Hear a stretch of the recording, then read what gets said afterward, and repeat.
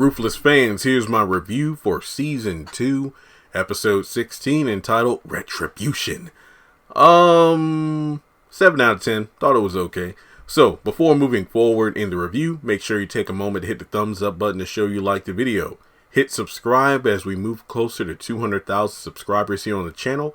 Follow me on social media. Links are in the description. And in order to not miss out whenever I post content on the channel, hit the bell notification icon and select all. That way you keep up to date.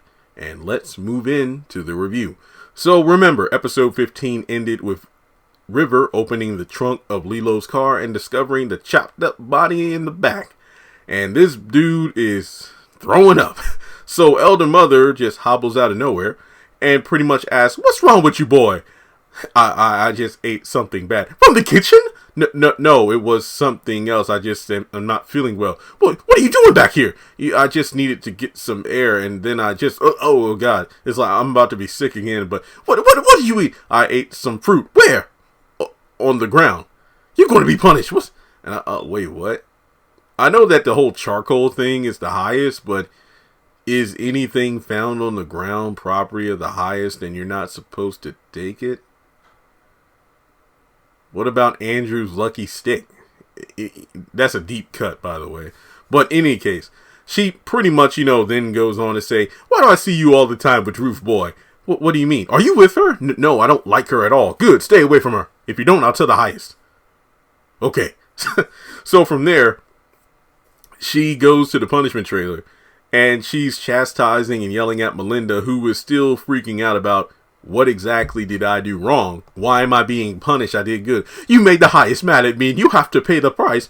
But I can only hold on for so much longer. Well, we got interrupted. So as a result, so she gets shot like a couple more times. And, she starts begging. It's like, don't beg for anything. Don't beg the highest. I'm thinking like, it's really funny how this thing works, because in episode 18, I had the same thing to talk about Daikon. It's the fact that you have people who pretty much comfort Daikon or Elder Mother when the highest is mad with them, but then those same people get little to no mercy from them when they're in the exact same situation. Like, hey, I had your back when you were upset, and now you're going to take it out on me. What the hell? So I just feel like, when it comes to Elder Mother, she doesn't dish out any of the mercy that she's granted by other people. It's like these people who have been treated like trash by her, but will purposefully, usually strategically, try to comfort her for their own goals. And she'll be like, you're right. But then when they're in a situation, you're going to be punished, girl. It's like, well, why don't you get punished? But no. We go over to River telling Joan about the Lilo situation. I found him chopped up in a little piece in the back of the car. Who did it? I think it was, Oliver's the one who told me that Lilo got picked up and he left, so Oliver must have been the one to do it. So at this point, it's like, okay, Lilo was the point of contact for the cartel, so we need to take the money that we can get and get the hell up out of here. But the highest is going to be pissed, and then when the cartel shows up, is it one or two? We're all going to die one or two ways. The cartel is going to show up because Lilo isn't here and kill us all, or the highest is going to find out about Lilo, ring the siren, and we're all dead anyway. So we're going to meet the Raku one way or another. But at this point, all they can do is wait to get a key, because apparently all kind of enter the hotspot, the laptop, basically anything relevant to computers, because remember, they need to wire money. It can only be done from the laptop, and that's in a safe. It's only open when Lilo shows up. And when Lilo shows up, he has the Wi-Fi hotspot with him, and then they can pull out the computer, look over the books, and then they put it all back. But since he's dead, what the hell are they going to do? And they need a master key to do so. And River's like, look, we need to open that safe, get what we can and get the hell out of here. So they try to figure things out. Now, he said he'll go talk to Ruth about the master key. So Daikon and Clark are having a conversation. They're still in the woods looking for the people who were quote-unquote set free. And for everybody asking, wait, why did the highest let him go if he went after him? It's kind of like Pharaoh after the 10th plague of the firstborn being killed. He finally let the Israelites free, but then he changed his mind, and then they had him hunted down, but then they got swallowed up in the Red Sea. So in this case, they're still looking for the people that escaped. And out of nowhere, Daikon's like, So what of Oliver? You know, he's in the punishment trailer, but if I talk to him, what would he tell me? And then Clark reveals that, yeah, he was sleeping with somebody, Lacey. And then Clark gets knocked down to the ground because Daikon's pissed off. Why didn't you tell me about this? Well, he was the best man I had on my squad and everything. It was like, look, he's going to cause you to be put in the punishment chamber. So what I'm going to do is I'm going to go and I'm going to figure out things at the compound. You stay out here and find, people who escape. Because, you know, it pretty much was established that, well, they're probably hiding since it's daytime. They'll come out in the middle of the night.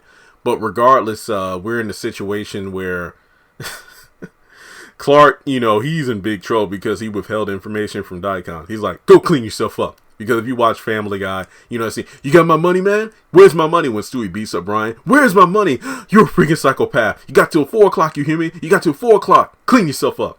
So, after that, Lacey and Oliver are chatting through the peepholes in the punishment trailers because they're next to each other. And Lacey is willing to snitch on Joan. Basically, she's about to blow whistle on the underground Rakadushi Railroad if it means her punishment will be lightened. You know, so her and Oliver are set free because she only cares about her and Oliver, whereas Oliver has more noble goals than that because it's like, look, I'm trying to stop these people because they are willing to kill everybody in here, including the children. You're only worried about me and you. And even if we die up in here, at least we know the other people who are trying to escape have a chance. And I'm not willing to jeopardize that. So, you know, Paula even says that, look, Lacey, if you snitch on everybody, I'm going to say that you're lying because, no, we're the ones who got caught. We're going to deal with the punishment. Paula's just too through with Lacey stuff. Lacey's like, but then, of course, you got the dead elder mother stinking up the joint over there. But we go over to Ruth and River, and River tells her, look, don't take the car and leave if you got a plan because Lilo's body is up in there.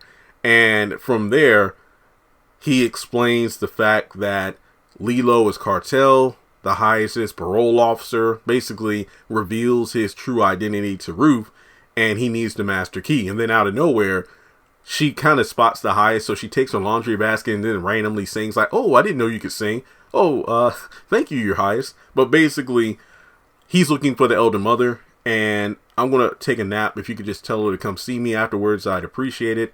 And Ruth, why is Lilo's car still here?